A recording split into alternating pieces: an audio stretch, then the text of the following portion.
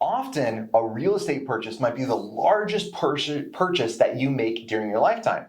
So can you use your federal benefits to pay for that real estate? If you've ever wondered the answer to that question, stay tuned for this FERS Federal Fact Check.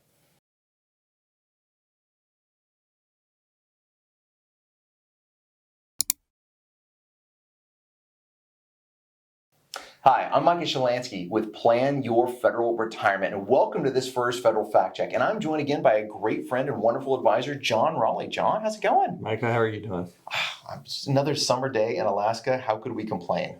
Yeah, I'm from Florida, so. Okay, all right, fair enough. It's his winter, but John's up here visiting for a little bit, so we wanted to answer some great questions that are coming in from you federal employees. And John, we have one today from Tracey, and Tracey's asking today, can they withdraw their FERS benefit in order to make a down payment on real estate? That seems like a simple question. There's a lot going on there. Yeah, I mean, on the surface, it seems like a really simple answer, and you think, oh, well, I can take money out of my TSP all I want, but we need to clarify where the money's coming from. Is it coming from the pension? Is it coming from the TSP? Because the rules are different depending on where that money's coming from. So. Absolutely, right. We have our FERS benefit, and we always like to call it a pension, right? Because the federal government calls it an annuity. But in our world, an annuity is income you get from an insurance company. So we want to separate that. And the TSP has an annuity, so that's a different beast altogether. So we're going to call it your FERS pension. So, John, if a federal employee has separated from service, they can withdraw their FERS benefit, their FERS pension, correct? Yep, just the money that you put in.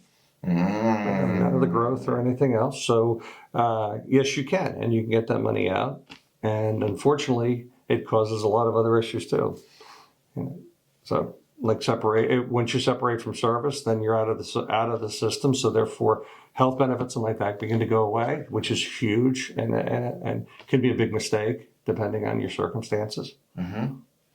Well, let's get into you have three main things that have to happen in order for, three things that go into the component about being able to retire as a federal employee. You have your age, your years of service, and your highest 36 months of consecutive pay, right? Okay, well, what's one of the key components? Your years in service. So if you're withdrawing money from your FERS benefit, so in this case, right, if we take that money out, you're no longer eligible for a FERS pension. Boy, that is a giant, not a yellow flag, that's a red flag that comes up. Well, you better put in good thought before you make that decision. Mm-hmm. And really, if you think about it, I mean, is it reversible? Well, you could go back if you separated from service, and let's say you didn't have 30 years or 20 years of service, not enough to get a full pension. Right. So some people are into the mindset that says, you know what, that's lost money, so I need to withdraw that and do something with that. And I really hit the pause button. Yes, you can withdraw it, and yes, you could go back to federal service and make a redeposit, but then you're going to pay interest on that money. Boy, I don't know, we're getting to high inflation times. We could see some pretty high interest on that. And you also talk about just additional cost to add to the reason why not to make the decision. And most of the time, it doesn't make any sense at all. Yeah, so I definitely hit the buzz. Now, I'm sure someone in the comment is going to argue with me and says, Mike, I'm going to withdraw all of my FERS money. I'm going to invest it in Bitcoin, and it's going to do 70% a year, and this is worth more money than the pension. All right, I'm being dramatic, right? Someone will say this. And that is an option.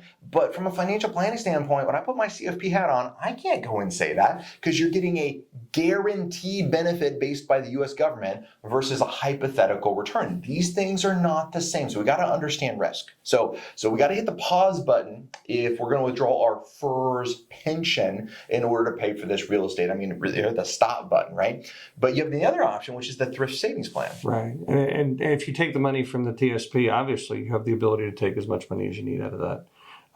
But the consequences from there is they're taxable to you. And then, of course, because of your age, there may be other issues you have to deal with. So it may not be the most efficient way to do it, but depending on your circumstances, if you have to do it, just be smart about how you take the money out. Yeah, be really careful, right? Because if you separate it from service, you take a withdrawal, that's a taxable event. Depending on your age and how you do it, it could be subject to a 10% penalty. Watch our other videos on how to avoid that 10% premature distribution penalty.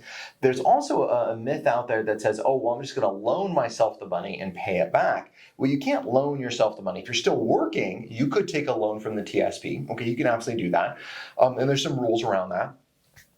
After you separate from service, there's no loaning yourself the money. Once you've retired, once you've separated, if you take a withdrawal, it's a one-way street. That money came out, you gotta pay taxes on that money. So really thinking about it, does it make sense or not? I know, John, one of the things that I like to know, rates are rising, so this could be arguable by the time this video posts. But one of the things I like to bring up to clients when we're talking about it is saying, you know, Micah, I want to put more money down on my house. I don't want to have a mortgage, right? I have enough in cash to do my 20% down, so I avoid my PMI, which is fantastic.